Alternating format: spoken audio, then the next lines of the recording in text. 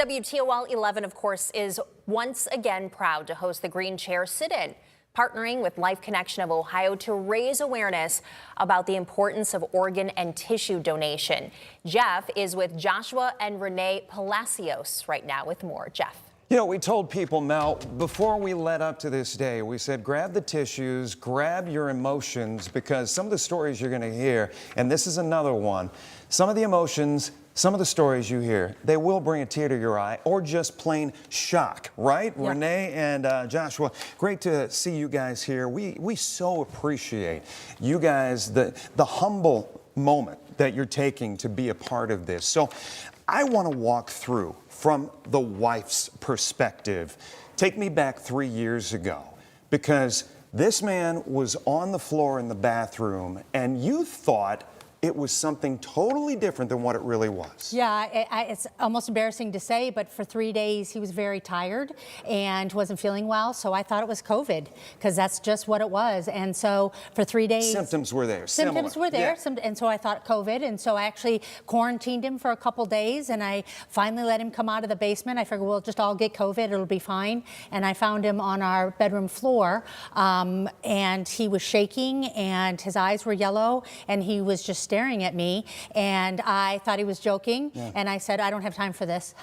And so I realized he was in serious trouble. We got him into the bathroom, and at that time he lost half of his blood volume in that bathroom. Yeah, esophageal varices is right. What we were, what you came to know as what was going on internally with you. Explain what was happening. Well, at that time, your body was breaking down. Your liver was breaking down. My liver failed, yeah. And the blood was pumping through the vein in your throat and burst, yeah. And was losing large volumes of blood, and basically I lost almost half my blood volume in the bathroom and was bleeding out. So we finally, you guys are in Blissfield. You finally get a spot for him, a bed for him. What then? So, I mean, the prognosis was not good. No, I realized it probably wasn't COVID.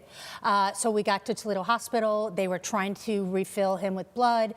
It just kept coming out. So we didn't know if he was even going to survive the massive amount of blood volume. You were told, get ready for death. He was also getting ready for his last rites.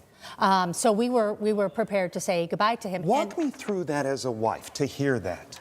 You know, again, what we realized is the reason he was very tired for 3 days is he was internally bleeding. So that's why so much came out so quickly. So what was I thinking? I'm going to be a 48-year-old widow.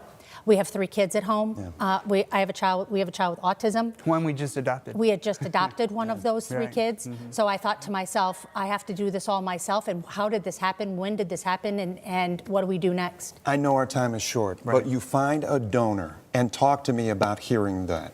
Well, for me, finding that donor was the life. I didn't think it was going to come. I had very limited time.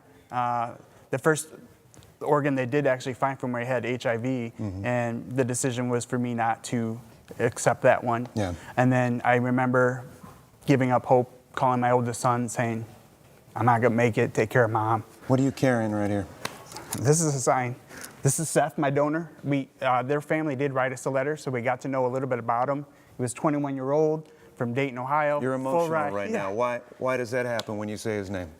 Because I think about Seth. I carry this sign with me everywhere, because I wouldn't be here today if it wasn't for his generosity, his gift of life. And now I take a photo, so if I were ever to meet that family, I can give them a photo book album saying, listen, I did all these amazing things. I got to see my 2 sons graduate college. I went to Cedar Point. I go to my hometown in Port Clinton. Everything I do, wherever I go, he's there.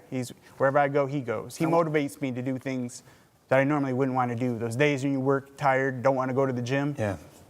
I hear him. Seth gets you going. So, all right, let's go to the gym. The Hero Hustle, is he getting you going on that too? Oh, yes. Talk about it real quick before Love we the go to Hero break. Hustle. I was honored last year to do a commercial for the Hero Hustle that I love, and hope that it inspired other people to come out to support everything. Yeah. You know, It's a great organization. Donation you know. saved your husband. Any words for folks out there who are on the fence? You know, it's a group that it's a group you never wanted to be a part of. You never know when you might need it, and I'm telling you, Seth saved my husband. Again, I'm not a widow that I thought I could have been. You know, he's got 3 kids that would have been fatherless. If you're on the fence about donating, you never know who you can save. Please don't put your organs in the ground. Give them to somebody who needs them, and you could save their life, like my husband. Renee and Joshua, you guys are fantastic. Great. Thank you so much. Thank you for having us. Thank you very much.